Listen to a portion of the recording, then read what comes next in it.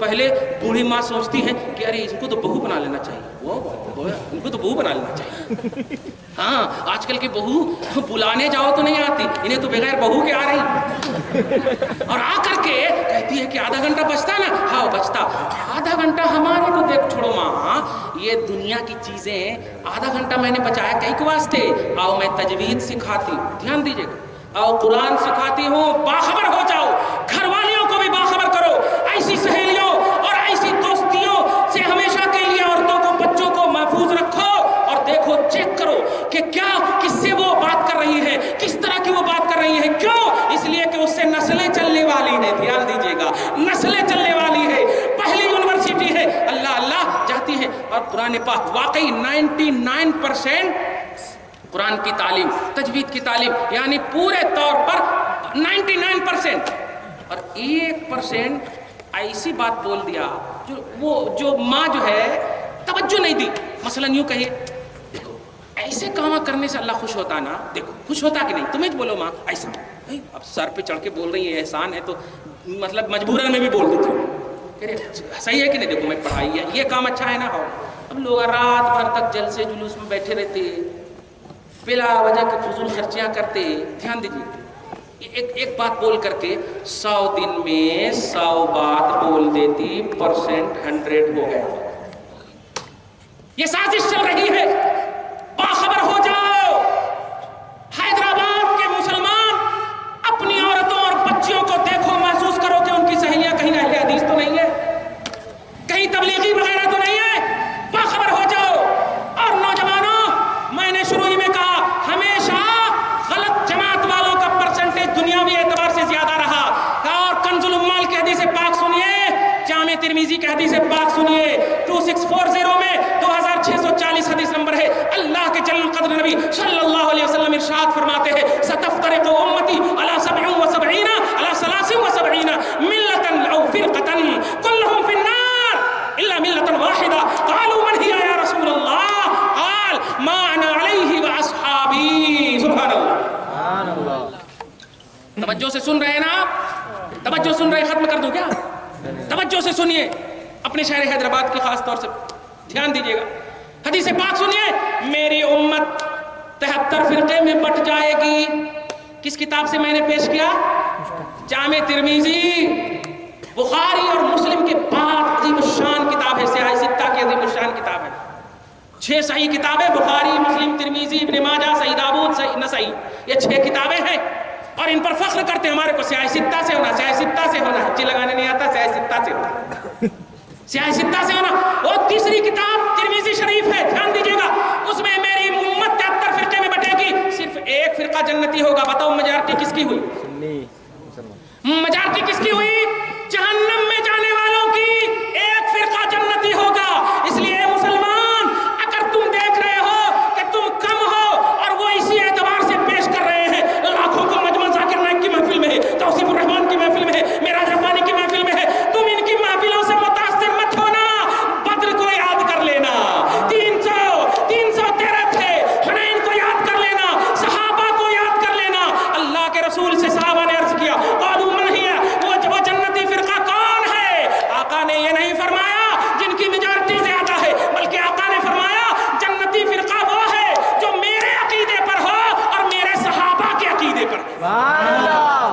جو میرے عقیدے پر ہو اور میرے صحابہ کے عقیدے پر ہو، توجہ دیجیے گا، نبی پاک صلی اللہ علیہ وسلم کا اب عقیدہ پیش کر رہا ہوں، اور اپنے آپ کو جنتی مسلمان، توجہ سے سنو، تم بھی ایسے عقیدے پر ہو، اسی عقیدے پر رہنا، آقا علیہ السلام ہے، یہ بخاری کی بات کرتے ہیں، ہم بخاری کے استاد حضرت علامہ ابو بکر امام مصنف کی عظیم الشان کتاب سے، جو امام بخاری کے بھی استاد ہیں، بولیے سبحان اللہ، امام بخاری کے استاد ہیں، اپنی کتاب مصنف عبد الرزاق میں ارشاد فرماتے ہیں، حضرت جابر راوی ہے، ارشاد فرماتے، دھیان دیجیے گا، نبی کے عقیدے پر چلنے والوں جنتی فرقہ وہی ہے، نبی کی عقیدہ دیکھو سنو، آقا علیہ السلام ہے، حضرت جابر نے عرض کیا یا رسول اللہ اخبرنی عن اول شیء خلقه اللہ قبل الاشیاء كلها او كما قال صلی اللہ تعالی او كما قال رضی اللہ تعالی عنہ، حضرت جابر نے عرض کیا یا رسول اللہ مجھے سب سے پہلی چیز کے بارے میں بتائیے سے پہلے اللہ تعالیٰ نے تمام چیزوں سے پہلے سب سے پہلے کس چیز کو پیدا کیا؟ کون فرما رہے ہیں؟ بولو۔ امام بخاری کے استاذ جن کی بخاری پر یہ لوگ بہت فخر کرتے ہیں، تم کہو ابے تو شاگرد پر فخر کر رہا ہے، میرے پاس استاذ کی حدیث ہے، سبحان اللہ، استاذ کی حدیث ہے، بیان کیجئے یا رسول اللہ سب سے پہلے اللہ نے کس چیز کو پیدا کیا؟ اب آنکھ بند کر کے بتائیے، ساری چیزوں سے پہلے، دھیان دیجئے گا، قبل کل شیء، ہر چیز سے پہلے کون عرض کر رہے ہیں؟ صحابی رسول حضرت جابر بن عبداللہ، بولو جابر بن عبداللہ۔ پہلی حدیث کیا کہا تھا؟ جو نبی کا عقیدہ ہو اور صحابی کا عقیدہ ہو وہی جنتی فرقہ۔ جابر کہہ رہے ہیں سب سے پہلے، اب رب کے بعد سب کو جمع کر دیجیے، جمع کر دیا، وہی کہہ رہے ہیں جابر ساری مخلوقات سے پہلے کس چیز کو پیدا کیا؟ اب جابر سے پوچھئے، اے جابر ساری چیزوں کا دھیان دیجئے گا، جس کے لیے تم دعویٰ کر رہے ہو، ظاہر ہے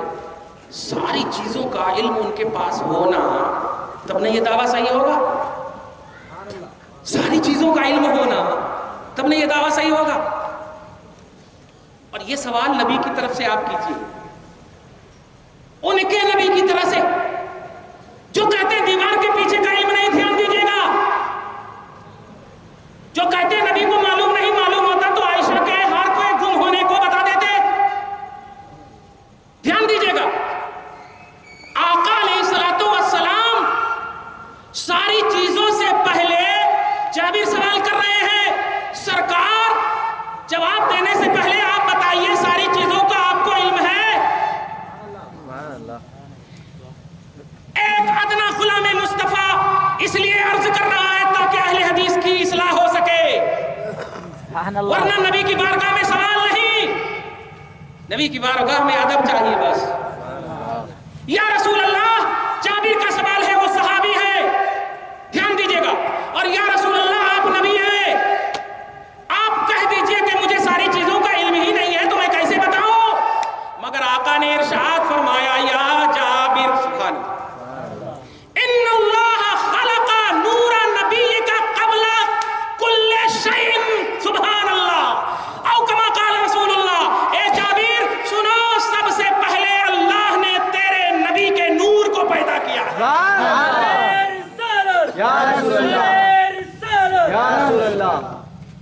اب عقیدہ سمجھ میں آ گیا آپ کو کہ گویا صحابی رسول جابر کا بھی یہ عقیدہ ہے کہ جس سے میں سوال کر رہا ہوں ان کو سارے علوم ہیں، ان کو ہر چیز کا علم ہے، ان کے احاطے علم میں اللہ تعالیٰ نے سب کچھ دے دیا ہے، اور نبی جواب دے کر کے امتی کو ذہن دے رہے ہیں۔ میرا بھی عقیدہ یہی ہے کہ مجھے رب نے غیب کی ساری چیزیں میرے اوپر منکشف کر دی ہے، منکشف کر دی ہے، تو اب وہی حدیث پاک لاؤ کہ جس پر میرا عقیدہ ہو اور میرے صحابی کا عقیدہ ہو وہی جنتی ہے۔ آیا سمجھ میں؟ بڑے افسوس کے ساتھ کہنا پڑتا، پتہ نہیں یہ امتی بھی ہے یا نہیں، نہیں آپ اس کو محسوس کیجئے، امتی بھی ہے یا نہیں؟ کیا بات ہے یار، صرف اعتراض ہی کرنے کے لیے پیدا ہوئے ہو یا کبھی بھی محبت کی باتیں کرو گے؟ خالی اعتراض ہی کرو گے، یہ نہیں کرنا کہتے، وہ نہیں کرنا کہتے، یہ نہیں کرنا کہتے، وہ نہیں کرنا کہتے، یہ بدعت ہے، یہ حرام ہے، تو بھائی کیا کرنا کہتے کبھی بھی تو بولو، کیا کرنا کہتے یہ بتائیے۔ اچھا ہاں، ایک تاریخ کی بات بولنے جا رہا تھا، بھول جاؤں گا، باتیں تو بہت آتی کیونکہ جس طرف بھی دیکھتے ہیں شان محمدی ہے، سبحان اللہ، جس طرف بھی دیکھتے ہیں کمالات مصطفیٰ ہے، سبحان اللہ، اس لیے پیارے یہ بات کہیں بھول نہ جاؤں، بول یہ رہا تھا کہ نماز ہے، حج ہے، زکوٰۃ ہے، روزہ ہے،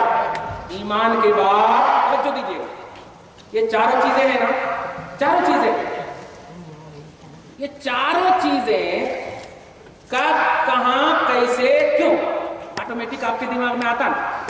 بس میں تفصیل میں نہ جاؤں، آپ کے دماغ کے حساب سے دو لفظ میں سمجھا دوں۔ اعلان رسالت فرمایا رسول نے 40 سال کی عمر پاک. دھیان دیجئے, دے رہے ہیں نا, 40 سال کی عمر پاک. 41 42 43 44 45 46 47 48 49 50. دھیان دیجئے, 51 52 کتنے سال ہو گئے بولو؟ 40 سال کے بعد 12 سال. 12 سال ہوئے. ہاں, یہ 12 سال اعلان رسالت والا سال ہے. دھیان دیجئے, رسول اپنے نبی ہونے کا, اپنے رسول ہونے کا اعلان کر چکے ہیں, مگر نہ نماز کی آیت اتر رہی ہے, نہ حج کا مسئلہ اتر رہا ہے, نہ زکوٰۃ کی ادائیگی کا حکم اتر رہا ہے. 12 سال کے بعد اللہ نے معراج میں بلایا. معراج میں گئے, کیا لے کر آئے بولیے؟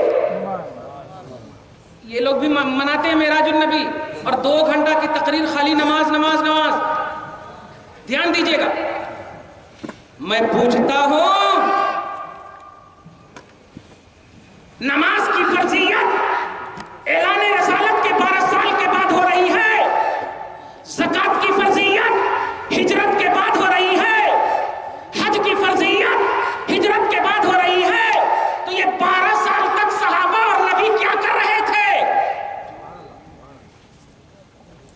بتاؤ اہل حدیث کے گروپوں, بتاؤ جماعت کے امیروں, جس بھی محفل میں دیکھو تو وہی نماز,